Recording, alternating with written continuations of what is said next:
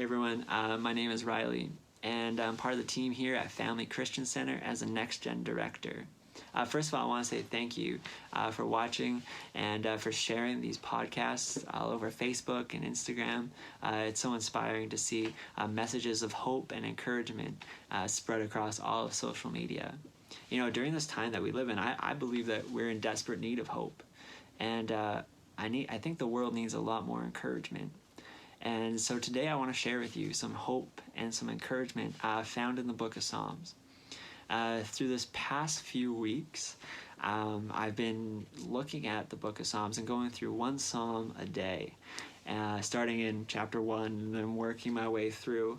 It's been an amazing journey, and to see how God works and looking at David's response and his emotions have been really encouraging for me. And so the other day I got to Psalm 34. I didn't know it at the time that I'd be sharing it, but I was praying, and that's what God was really pressing on my heart. And so I should give you some context about what's happening in Psalm 34. What's happening in this specific psalm is that David is speaking about God's goodness. He's speaking about God's faithfulness to be with those who are hurting. And I want to share with you the first 4 verses. David writes this. Verse 1, I will bless the Lord at all times. His praise shall continually be in my mouth. My soul will make its boast in the Lord. The humble will hear it and rejoice. And this is one of my favorite phrases. He goes, oh, magnify the Lord with me, and let us exalt his name together. See, when he wrote this psalm, David was aware of what's happening around him. He was aware of the people around him, his community, his congregation, his friends. He was aware that these people were feeling discouraged, that they were feeling brokenhearted, that they're going through so much. And so he writes this line, and he writes this paragraph, and it says, oh, magnify the Lord. Let's exalt his name together. See, David was confident that as they heard his story of God's goodness and faithfulness, they'd be filled with joy, that they would be filled with hope, that just as he was with David, God would be with them. He'd be faithful and just, as they've got to take refuge in him, and they shift their perspective from the problem to the solution, which is God. See, David just wanted to shift their perspective from hopelessness to hope. No longer did he want them to live in the oppression of fear or discouragement, but rather, he says, let's magnify the Lord together. Let's exalt his name together. And I love that phrase. And you notice how David doesn't say, have fun magnifying God by yourself, or let's praise his name alone. Instead, he invites community, and he just talks about how we're in this together.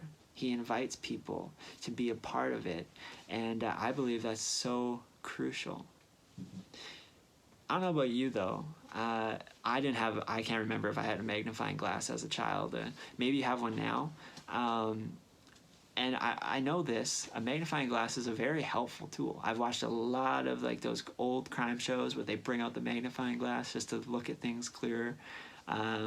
Maybe you had a magnifying glass as a child. Maybe you would use it to look at like small bugs, or maybe use it to like do a crossword puzzle, or maybe use it to burn things. I don't really know. But I know this, that a magnifying glass is used to enlarge an image. It's to make an image look bigger so you can see it clearly. And I was thinking about that when I read, oh, magnify the Lord. And it's so amazing that as we magnify God, when we sing praises to God, we're magnifying him. We're making him bigger than our problems. And when we sing praises, it's not like God's growing.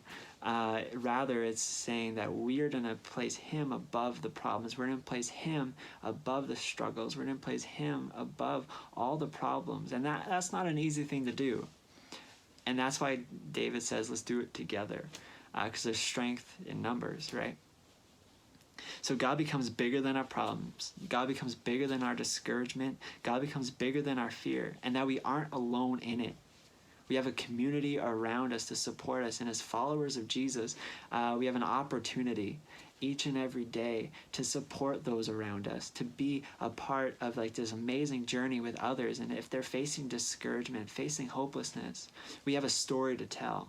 We have a story to show them, because this is what we get to do. In this time that we live in I believe that the world around us needs hope. And it becomes mentally, physically, and spiritually exhausting to try to keep up with everything that's happening. I know for me, just trying to keep up with the news, it can become discouraging. It's one discouraging thing after another, one bad thing after another. But I want to remind you today that God is with those who are brokenhearted. In fact, David says this in verse 18. He writes, "The Lord is near to the brokenhearted. He saves those who are crushed in the spirit." Friends, I'm a strong believer that as followers of Jesus, we get the opportunity to be near, to stand with the brokenhearted, those who are crushed in spirit, to walk beside them arm in arm, offering encouragement and hope. So friends, thank you for being here. Thank you for being part of our church family. And if you're in need of encouragement, if you're in need of hope, I just want to encourage you to reach out. Reach out to pastoral staff or reach out to some friends, that we can all together as a church family magnify the name of the Lord and put our perspective on Him. So thank you guys for watching. Thank you for being here. And I'm so excited to finally meet you guys. It's going to be an exciting day. So thank you. And I just pray you have a great rest of your day.